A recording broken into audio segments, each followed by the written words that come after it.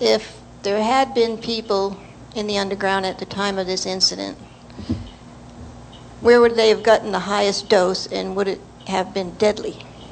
Okay, so if we had people in the underground, again, remember the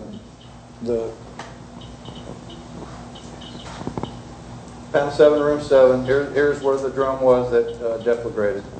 We have cams, we had the Rados cam conics right here. So as soon as we had an issue at the rate of flow back then, it wouldn't take long for us to get a cam alarm right there. So we would immediately got a cam alarm, and people would have done the normal egress out of the underground. We typically don't have people in the exhaust drift, but you want to put a hypothetical. If there's a cam alarm, people are going to exit the underground. So I could hypothesize how long it would take them, 30 seconds, a minute to get out of the drift, but it wouldn't be deadly dose. No. Yeah. Sorry. And Mary, that question's kind of near and dear to my heart because I was getting ready to go down that morning. But as any nuclear facility I've worked in over the last 30-some years, when you hear a cam alarm, you exit that airspace. In WHIP, you hear a cam alarm, you get out of that airflow. And so that's what protects you. And that's our procedure right now. That's what this is all about. When you see that strobe light, when you hear that alarm, you know you need to get out of the area. So yeah, there would be no chance of any deadly dose. I would say, I'm not going to hypothesize what you would have got, but it wouldn't have been harmful to you, as Norbert would say, at those low doses. Can I ask a quick question? Yes, you may. In the past year, I know that there's been a lot of training with all of the using the new PPE. Has there been any issue over the past year, a wardrobe malfunction or something not going right? Sorry for that. No, but honestly, has there been any issue where a worker has needed to be tested because of a possible exposure despite using the gear? So yes, we have had actually one incident that happened when we were laying my yellow brick road. The gentleman was kneeling and twisting and kneeling and twisting a lot, and when we come out of the high contamination area, typically we'll get you out of your outer set and we'll wipe down your PPE.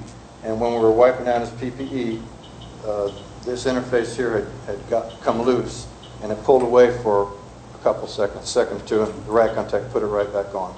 But because there was a possibility, we did send him for bioassay, and the results came back negative. But PPE malfunctions do happen in the industry. I'm sure there's lessons learned all over. But that's the only one that I can think of right now. Sometimes we get low batteries, but we typically bring a battery with us so we can change it. If a battery dies, if the battery goes dead when you're in the area, you typically, under battery powered air purifying respirator has 1,000 protection factor, so it reduces the concentration by 1,000. If there's no powered air, if the power goes off, you still get 50. You still have a protection factor of 50. It's harder to breathe, but in the old days when I first started, that's all we had was negative pressure. The mask had cartridges right on it, so you don't need that to be running to be able to breathe. It's harder. You just have to suck.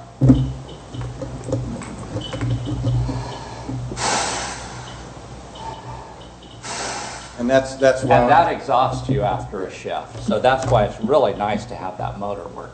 Right, and the increased protection factor is what we're looking for. We'd like to have 1,000 protection factor rather than just the 50. So if the battery goes dead and they don't have a spare, they have 50 protection factor, and we typically bring them out so that we can ensure protection. Okay, let's go back to the internet. And once again, I'm going to try to just rotate. I have a couple people asking a lot of questions, and I want to ask what I can from them, but some of the new people I'm going to try to move up. On February 15, 2014, WIP did not detect radiation on workers or equipment, even though there was a release. What measures have been taken to improve the radiation detection equipment and worker training? So I remember, if you look at the consequence assessment document, the release, I think, only spread 1 DPM per 100 square centimeters, right? So our release limit for a clean area is 20 DPM per 100 square centimeters. So just because we couldn't detect anything on them, the instrumentation that we use, we're looking for 20 would be a clean area. So the release didn't create any kind of a contamination area on the surface or any hazard that way. We did have some nuisance uptakes, and again, all those nuisance uptakes were less than the reportable 10 millirem over a 50-year period. And as that relates, remember, we all get 620 millirem a year just from living and breathing in the United States. So our instruments did work. The levels were just so low that it's basically a clean area. But it just takes a little bit of alpha to, you know, when you're in the bioassay space, the plus or minus margin of error can cause you to go ahead and call it a positive and assign dose, even though there's a statistical variation. Yeah, counting error in there. Well, Walter, I know you've been improving training nonetheless. Could you talk about what you've been doing on that?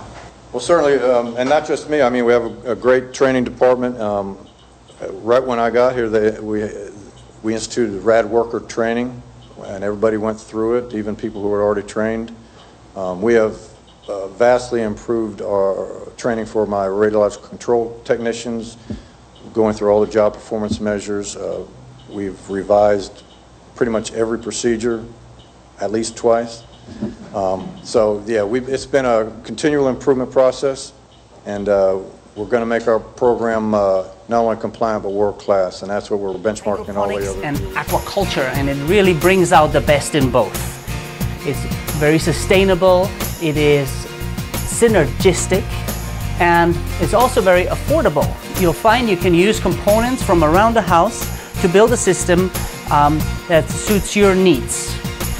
What we will present you with is a step-by-step guide toward putting the very most basic form together.